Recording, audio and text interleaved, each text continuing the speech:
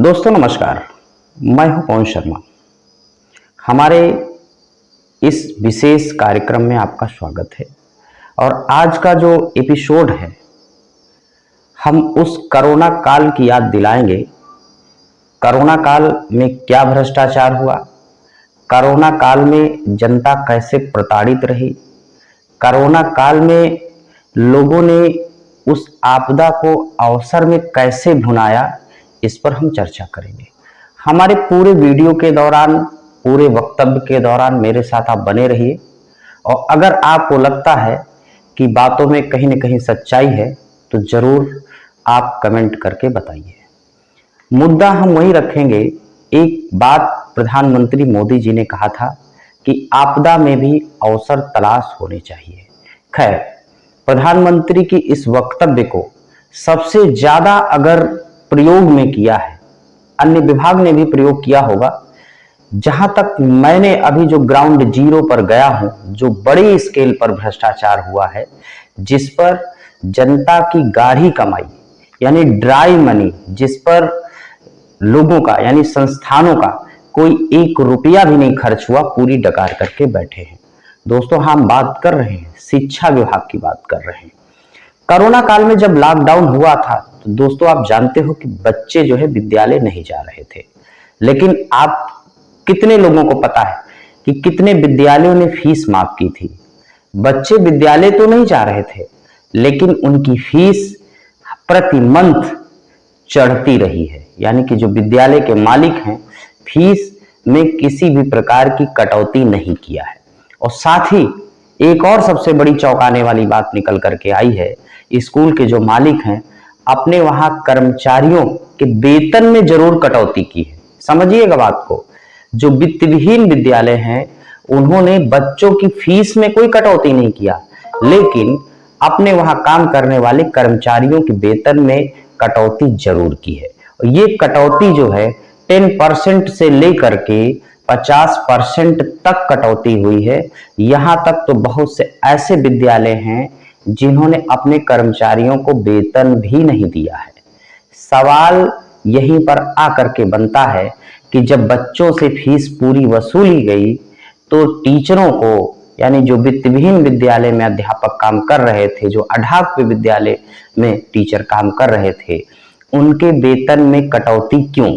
और अगर कटौती की गई है, कोरोना काल के दौरान फीस कम का आ रही थी, इसलिए आपने तत्कालीन समय पर आपने कटौती की है, तो जब आज पूरी फीस आ रही है और आपने पिछली भी फीस की वसूली कर लिया है, तो ऐसे विद्यालय मालिक अब वो कोरोना काल में जो फीस की वेतन में कटौती हुई है, अभिभावकों से पूरी फीस वसूली गई है, तो टीचरों के उस कटौती वाले वेतन को ना देने यानी देने के लिए कान में उंगली डाल करके क्यों बैठे हैं? टीचर इस बारे में मुंह खोलने के लिए तैयार नहीं है। डायरेक्ट मैनेजमेंट से वो लड़ने के लिए तैयार नहीं है। तैयार हैं भी, लेकिन उनके नौकरी जाने का डर रहता है। बहुत से ऐसे विद्यालय के टीचरों ने जब विद्यालय प्रबंधन से कोरोना काल में जो वेतन की कटौती हुई है उसकी मांग की, तो विद्यालय प्रबंधन अपनी भौहें तरेर दिया कि नौकरी करना है तो करो, ना करना है तो ना करो। सवाल यहीं पर बनता है कि जो विद्यालय सरकार के नियमानुसार मान्यता लेकर के देश की जनता के बच्चों को अपने वहां पढ़ाते हैं, उनसे पूरी फीस की वसूली करते हैं और अपने वहां टीचरों को रखते हैं, तो उनके वेतन में जो की गई कटौती है उसको क्यों नहीं देंगे? सरकार की क्या इस नियम का उल्लंघन नहीं है? अगर सरकार इस मामले में चुप बैठी है, हो सकता है सरकार तक इस बात को लोगों ने नहीं पहुंचाया है, तो मैं उत्तर प्रदेश से सरकार से लेकर के तमाम राज्यों की सरकारों को इस इस वीडियो के माध्यम से कहना चाहता हूं कि इस पर बृहद रूप से संज्ञान ले।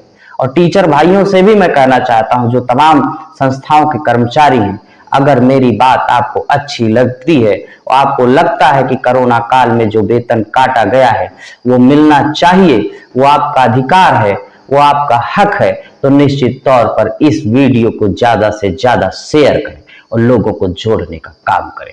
कोरोना काल में जो विद्यालयों के द्वारा ये जो भ्रष्टाचार किया गया है, इस भ्रष्टाचार की आड़ में जो विद्यालयों ने करोड़ों रुपए डकार करके अपने खजाने में डाले हैं, आखिर उस खजाने का बंदरबाट कहां हो रहा है। लग्जरी गाड़ियों में घूम रहे हैं, मर्सिडीज गाड़ियों में घूम रहे हैं, एसी कमरों में बैठ करके उस पैसे का दुरुपयोग कर रहे हैं। वो पैसा कहां गया है?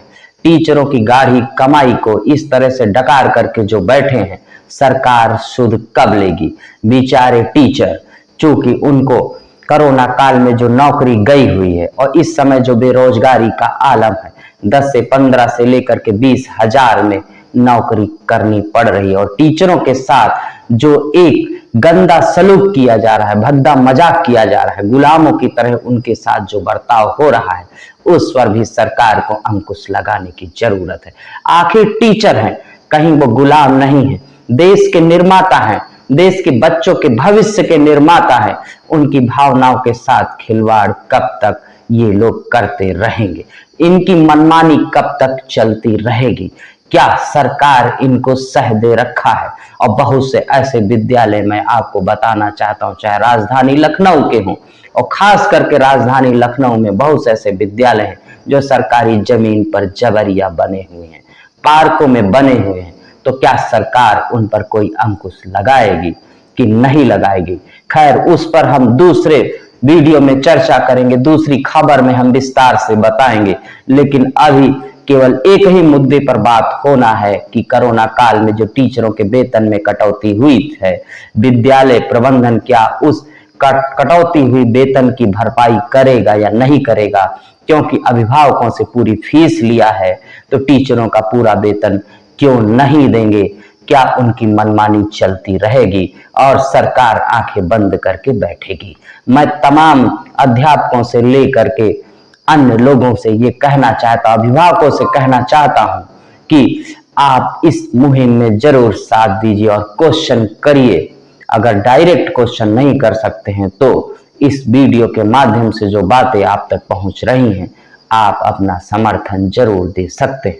आपका समर्थन किसी के भविष्य को बना सकता है। वित्तहीन विद्यालयों की मनमानी पर रोक हो सकती है।